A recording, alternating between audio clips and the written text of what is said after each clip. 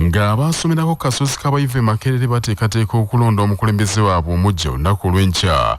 Dr. Tango agenda okuwummula ku kifo ekyali mu Katu, banne bamulumiriza okugezaako okubba akalulu kano nga tekannaba na kubaawo. Charles Odongtho, omu ku balamuzi ekifo ekyalumiriza Dr. Tango okwekiika mu kalulu kano nti era obuyinza obwakulira ebyokulonda yabuwambye dda. Odongtho yawunyizza nnyo omusajja mukulu Odoyo akulira ebyokulonda mu kibiina kya NRM engeri ate gyeyingiza mu kulonda kw'ekibiina ky'abaasomerako e Makerere. Era ono bagamba nti yatembeeta George Tulyamureeba Mugabi omu ku bali mu lwokaano. The election is tomorrow. What kind of election is that where up to the last minute you're registering people and you are an executive that has a candidate you have fronted? Because Tanga's candidate is George Tulyamureeba and he's campaigning for him. He wants him to replace him and you are the one handling the election. The rules and roadmap said they were supposed to have handed over management of the election to the returning officer as is provided for under the convocation constitution. Yeah. And it is embarrassing, it is a shame that Tanga can involve himself in such action.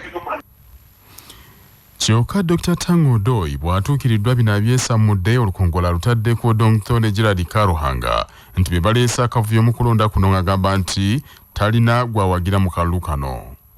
I have all candidates are under me. Can you write that? All candidates participating in the election are under Dr. Tango as the chairman, Makerere University convocation. All of them are under me. Can you write that sentence? And I have I'm duty bound to make sure they have a successful election, irrespective of difficulties we have. And the difficulties have been caused by some of those candidates under me, like Gerald Karuhanga, Odongtho. There have been a source of problems running to court, bringing lists which do not have courses. They bring lists of students. They claim they are graduates, they are undergraduate students. Gerald Karuhanga brought so many lists, 500, yet he had played for 300. You can quote me. Wabula n'akataayi kabadde tekannasala kuba ate Dr. Tango ebigambo bina abirya bw'ategeeza nti Tulyamureeba akirabula bonna abali mu lwokaano. I think they are fearing him just because he looks very organized. Hey, you can quote me on that. The man looks organized. I think he doesn't run to court. He doesn't run to the press. He doesn't run everywhere. He's looking for voters. So I think they just fear because the way he's organized and quiet. Yeah, because with them, they are empty teens just jumping everywhere in the streets. Mu kiseera kyekimu abantu 30 nga bayita munnamateeka waabwe Walukwaga Company Advocates beekubiridde endulu eri akulira ebyenjigiriza era nga yavunaanyizibwa kulondesa Makerere Professor Mukadasi Obuyinza ne beemulugunya ku migozo bano gye bagamba nti gyetobese nnyo mu kulonda okwo. Akakiiko kano akayitibwa Makerere University Convocation kagatta abasomerayo okwo gattako abasomesa n'abalala bakwatibwa ku nsonga za ssettendekero oyo era kamanyiddwa mu ssemateeka wa Uganda nga buli yunivasite erina okubeera n'akakiiko ak'engeri eyo. Bano beemulugunya ku nkalala z'abalonzi ezitatimbiddwa nga kizibu okwekenneenya abagenda okulonda nti ne kalonda yenna akwata ku balonzi si mulambulukufu ekimala. Abantu 8 be beesowoddeyo okulamuza ekifo ekyo nga bano kuliko adumira poliisi ya Makerere mukadde kano Jackson Mukyunguzi, munnamawulire Charles Odongtho n'omubaka wa Parliament Gerald Karuhanga. Abalala kuliko Henry Kiseka, Ezra Byakutangaaza, Daniel Bateeze, George Tulyamureeba ne Dr. Tibingana Anthony. Katikkiro wa Buganda akunze abantu ba Buganda okwettanira obufumbo obutukuvu bwe banaasobola okuzimba Buganda edde ku ntikko nga balina ababeezi. Bino Oweekitiibwa Charles Tamayiga abitadde mu bubaka bw'atisse mmyuka w'omukwiriza w'olukiiko lwa Buganda Oweekitiibwa Ahmed Rwasa ku mukolo gw'embaga omulangira Kiweebwa Petras n'omuzaana Susan Bahakumba kwe basembereza abagenyi baabwe oluvannyuma lw'okuba ebirayiro by'obufumbo obutukuvu mu ekereziya y'abajulizi e Munyonyo ng'omukolo gubadde ku Noah's Ark Gardens Enkumba mu bitundu by'Entebbe. ekigambo ekyokuwasa kigambo eky'embaga tolina bw'okidooginga ne bweweekweka otya era bagamba nti nno totuukiridde. Tewaliiwo bitabo byawandiikibwa oli byayinza kusoma n'aga nti abimanyi bulungi, bino bye bijja okutereeza obufumbo. Abalina ssente abo singa bo beeyagala bweyagazi naye osanga era obufumbo bugaana. Oli atalina ssente ate n'osanga obufumbo abuwangudde. Ensonga esingira ddala okuba enkulu mu bufumbo bwe bwesigwa. Obwesigwa kye kigambo kye tulina okukulembeza buli we tutambulira. Mwesigaŋŋane bwe mujja okuwangula mu bufumbo era bujja kubeerawo emyaka gyonna. Minisita w'amawulire era omwogezi w'Obwakabaka Oweekitiibwa Noah Kiyimba ye akubiriza abazadde obutasuulirira buvunaanyizibwa bwabwe bw'okukuza n'okuteekateeka abaana. Mwamukuza bulungi era ekyo kitutwala ku bazadde bonna okuteekateeka abaana, okukuza abaana nga bayina empisa. Bangi amaanyi tugateeka nnyo kubategekera ne twerabira okubateekateeka. Ne twebaza nnyo bakadde baffe abazaala Suzani ab'ente, mwebale nnyo, mwebalire ddala. Mukyala mukozi bangi bazannyira mirimu n'omukyalo oyo ssaawa 11 zimusanga atuuse mu kibuga. Bannakampala boolekedde okulwawo okubonaabona n'ebinnya mu nguudo ebyafuuka empompogoma okutuuka omwaka ogujja 2023 mwezi ogwokubiri. Ekitongole ekirabira ekibuga Kampala mwe kisuubira okutandika okuddaabiriza enguudo ezo. Ebinnya bisusse mu nguudo za Kampala kumpi ezisinga buli bannakampala abazitambuliramu batambula batolotooma era bangi beevuma abakulembeze baabwe mu kibuga omuli abalonde ab'oludda olw'ekikugu ssaako gavumenti okutwaliramu.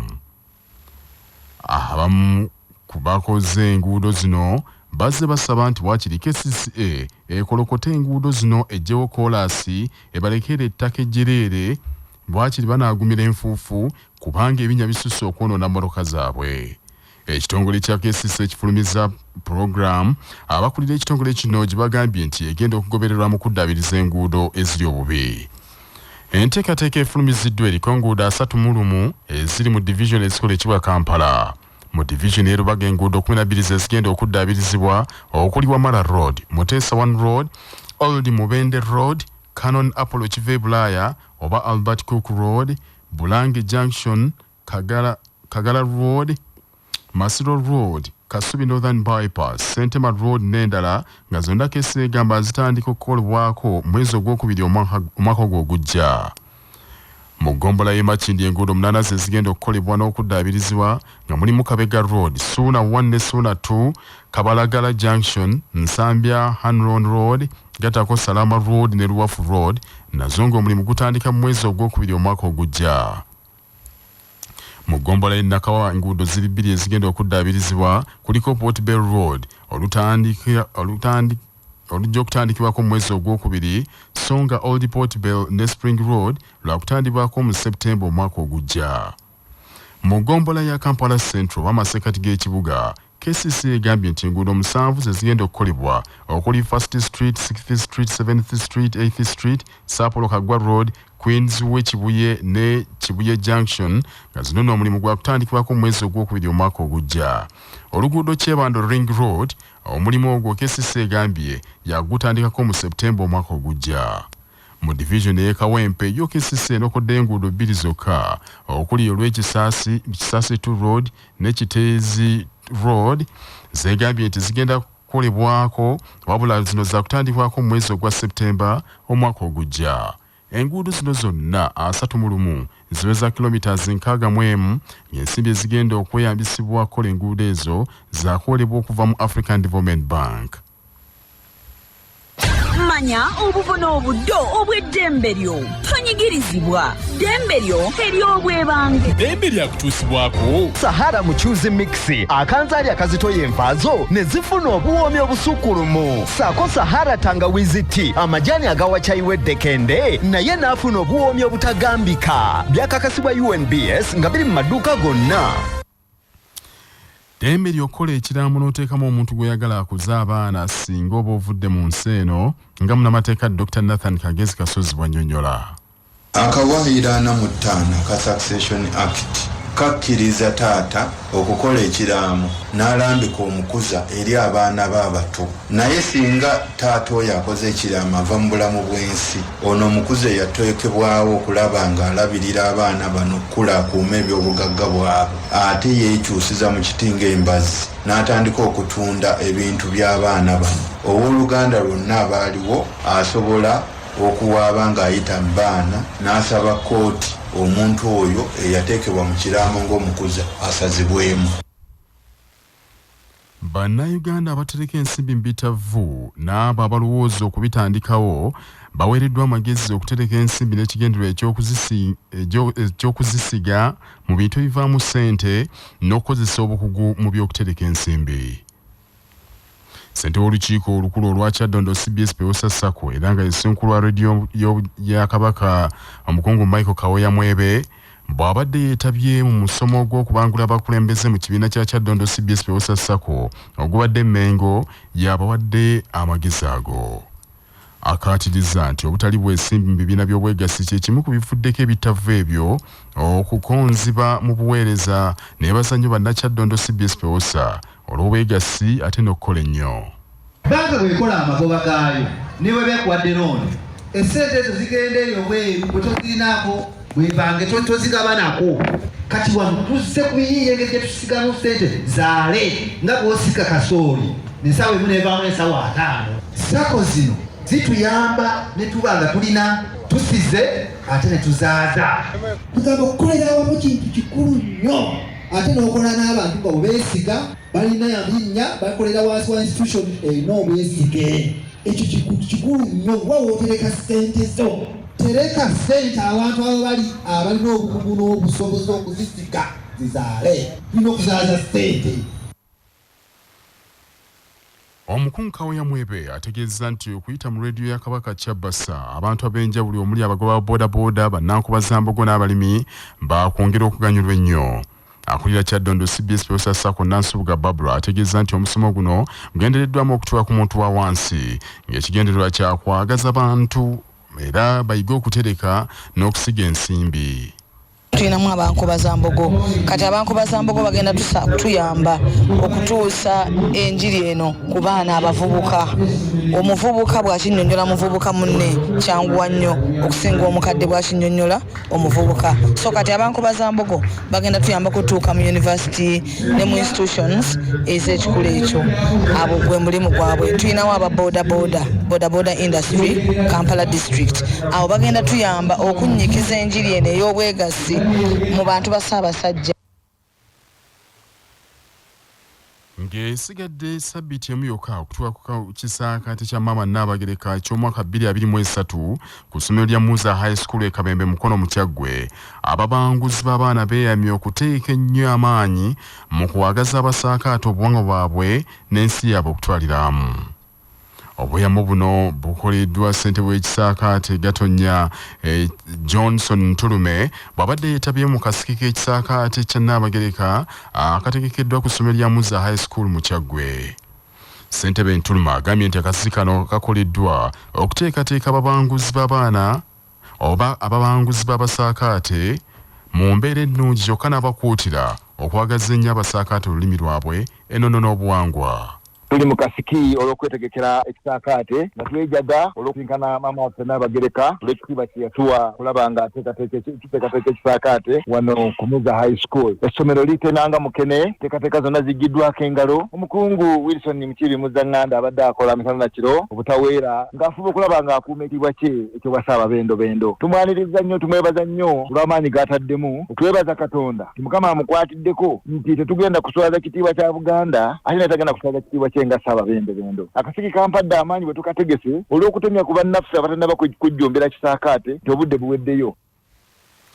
Ekisaakaate Gatonnya eky'omwaka 2023 kyakulungula ennaku 16 okuvanga ennaku z'omwezi 5 omwezi ogwa Gatonnya okutuuka nga 21 Gatonnya.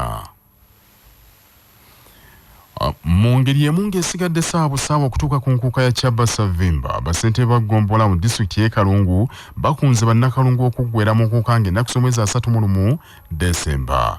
Omusasi waffe Nsubuga Muzaffaru ayogedde nabo.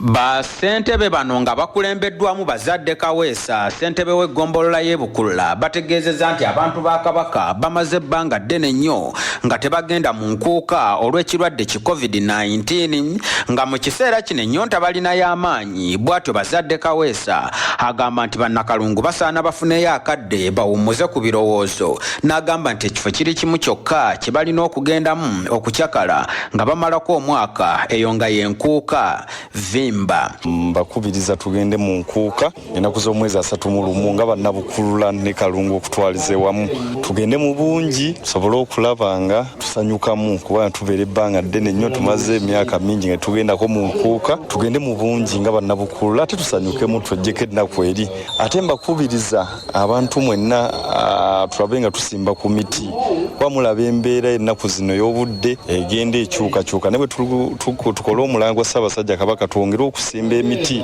mu bungi, era ffe twagezezzaako emabega awo ne tuleeta ku miti ne tugabira ku bantu baffe basobole okusimba. Mbaagaliza omwaka omulungi ate n'enkuuka ennungi twesinkaneyo. Mu mbeera y'emu ne ssentebe wa NRM wa disitulikiti y'e Kalungu Agitwa Kiganda Sonko akowodde abatuuze mu kitundu kino ekya Buganda okuggwera mu lubiri emmengo ku lw'omukaaga luno babugirize empologoma. Nze nga ssentebe w'e Kalungu ntwala omukisa guno okukunga ab'e Kalungu bonna okwetaba mu nkuuka tusobole okusiima ebyo CBS byetukoledde n'Obwakabaka nga bannayuganda. Bannakalungu sitwagala tusigaleyo muntu yenna. Abantu b'e Kalungu abanaaba beetegese tugenda bafunirayo kakosta kasobole okubatuusa mu nkuuka. Ku lwa CBS rediyo y'obujjajja etegese enkuuka Vimba, Nsuubugamu Zafaaru, e Kalungu mu Buddu. Amawulire g'ebyemizannyo mu mawulire gaffe agaca basafama gakutuusibwako Modernity, amajaani agalimu eddekende omuli aga kisubi, tangawizi ne vanira. Wanywedde kacaayi ka Modernity akawoomu gasange mu maduuka ne supamaketi zonna. Modernity yo best choice nga bali wamu ne pikipiki TVS HLX CC 125 epakasa, era kati osobola okugifuna ku kibanja mpola okuva mu Mmogo era gyeyune okuva mu Yuvraj ebanda. Timu y'omupiira ya rediyo obujjajja Chabasa esize bulindala okutunkana eya CBS Emanduse enkya ku Lwokutaano mupiira ogusuubira okubaako n'obugombe. Omupiira guno omulindwa gwakuyindira ku kisaawe kya Mengo Primary School enkya ku Lwokutaano essaawa 9 ez'olweggulo nga bannamawulire ba Chabasa beemala eggayaŋŋano. Buli nkambi ewera Nkolokooto era ttiimu y'obujjajja enkambi egikubyemu emu ku wooteeri gaggadde mu kibuga Kampala. Thompson Kayinja omuwuutanye era kapiteeni wa ttiimu eno alabudde ab'Emmanduso nti beesibe bbiri. Abawagizi baffe mwenna tekyali kulanga kulala, omupiira gwa nkya. Jangu olabe kyobadde waludde okulaba. Namba gye ndimu nze namba 7 eyo, obanga obadde owulira Mbappe jangu olabe ku Mbappe wa rediyo y'obujjajja Thompson Kayinja. Rediyo y'abavubuka ab'omulembe omutebi mbategeeza mujje n'ebisero ebiwerako kye mugenda okutwala temunnaba kukitegeera bulungi. Ntegeeza ggoolo ezigenda okubakubwa abasambi b'omupiira bannakinku aba rediyo y'obujjajja. N'olwekyo saagala onyumizibwe tusisinkaneyo. Bw'atyo Kayinja nga yeewera. Mu kiseera kye kimu kapiteeni w'Emmanduso Dodoviko Mukasa naye yeeweze nti omutindo gwabwe ogwa ttiimu yaabwe gwenkanankana n'ogwa Manchester United y'Ebungereza. Nze Dodoviko Mukasa, kapiteeni wa CBS FM Emmanduso ey'ekitongole ky'amawulire, mbategeeza mwenna nti ttiimu olwaleero efunye okutendekebwa okusembayo era eri mu mbeera nnungi. Abasambi bonna bali mu mbeera nnungi, basuze mu nkambi, twabaganya okukozesa ebiyinza okubamalako.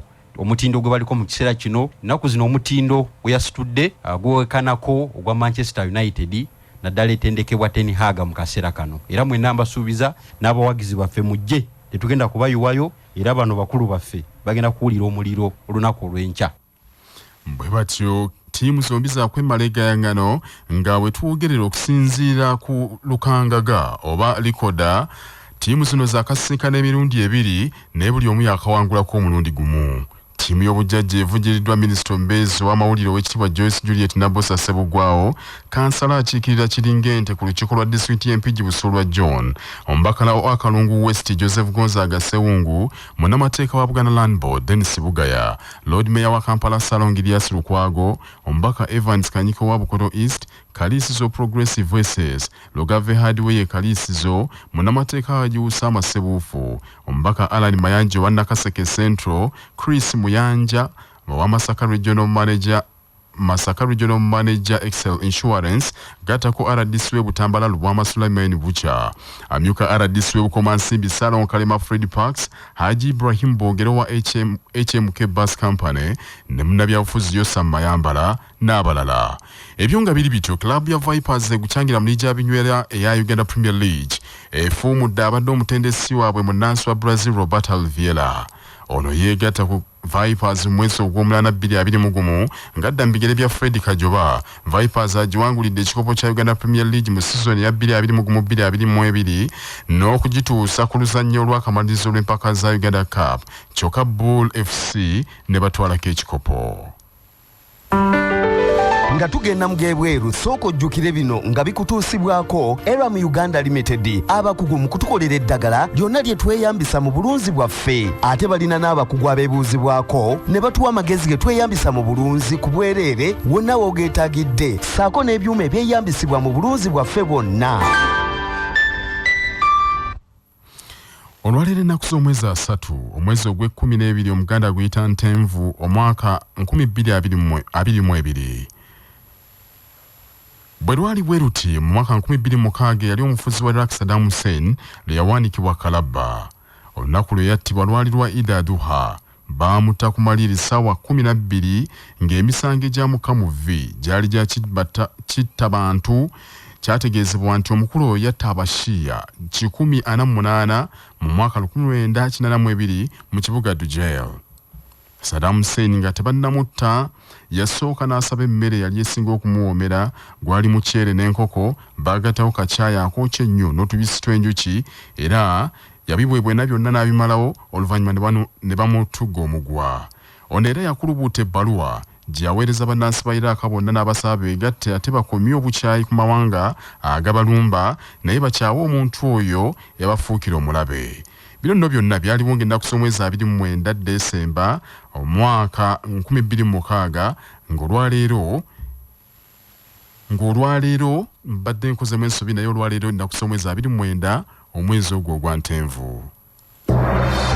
Amawulire okuva ebweru w'eggwanga gakutuusibwako ebbaati lya Orient Tiles eryakasabukululwa aba Uganda Bati, liri mu kika ky'ettegula erinyumisa ekizimbe ate nga ppangaazi mu langi ez'enjawulo. Orient Tile likoleddwa mu tekinologiya omupya ng'era bali wamu ne Imara Hotel ekyengera Mugongo ng'okyamidde ku lw'e Masaka we mufunira empeereza ez'omulembe zonna ez'ebya woteeri n'akamwenyumwenyu. Essimu 0750 598 0 Benjamin Netanyahu munnabyabufuzi wa Likud Party ddala baamunaaza olweza akomyewo ku bukulembeze bwa Israel, era owulira bino akamirwa binange eggwanga agenda kulikulembera ekisanja eky'omukaaga. Netanyahu w'emyaka 73 aludde mu mweso gw'ebyobufuzi ebya Israel. Emirundi mingi yabaddenga bamumegga Mukalulu n'adda ebbali, kyokka akomawo n'amaanyi era ne ku mulundi guno yasse omukago n'ebibiina by'obufuzi ebyabakkiriza mu nkola y'abasitakange bw'atyo n'adda mu kyeso. Gavumenti ebaddeko ekulembedde emyezi 18 gyokka, era ekiseera kyatuuka abaali basse nayo omukago ne basala eddiro ne beegatta ku Likud Party, bw'atyo Netanyahu kwe kudda ku bukulembeze. Wawulira bino omusajja mukulu Netanyahu yamaze dda okulayizibwa era ye Ssaabaminisita wa Israel, wabula asuubizza okukuuma emirembe gy'Abayudaaya bonna. Wabweru wa Paalamenti ebaddeyo abeekalakaasa nga bakutte ebipande n'ebendera y'eggwanga nga bawakanya obukulembeze bwa Netanyahu. Netanyahu newankubadde akomyewo mu bukulembeze bw'eggwanga eryo, naye balirwana Abapalesitiina amameeme gatandise dda okubakuba nga beeraliikirira lw'enkola ye gye bagamba nti yakanywa musaayi, ng'era yolekedde okuzzaawo enkola egenda okunyigiriza Abapalesitiina ng'era batidde nti kiyinza okuvaako entalo ezitakoma wakati w'amawanga gombiriri. Bannaffe ag'essaawa zino kanga malirize mu bufunze. Bannakampala baludde nga beevuma ebinnya ebiyitirivu mu nguudo za Kampala bakugira nga balindako.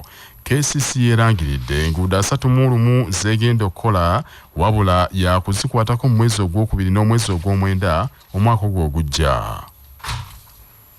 Ng'abaasomera ku kasozi kabayive Makerere beeteekerateekera okulonda omukulembeze waabwe omujja Dr. Tango Doi agenda okuwummula ku kifo ekyali mu Kattu. Abamu ku baali mu lwokaano bamulumiriza okugezaako okubba akalulu kano nga tekannaba na kubaawo. Benjamin Netanyahu munnabyabufuzi ba Likud Party ddala baamunaaza olweza akomyewo ku bukulembeze bwa Israel era bina akamirwa bina ng'eggwanga agenda kulikulembera ekisanja eky'omukaaga. Ge mawulire ekiro kya leero agundegunde maaso moogi.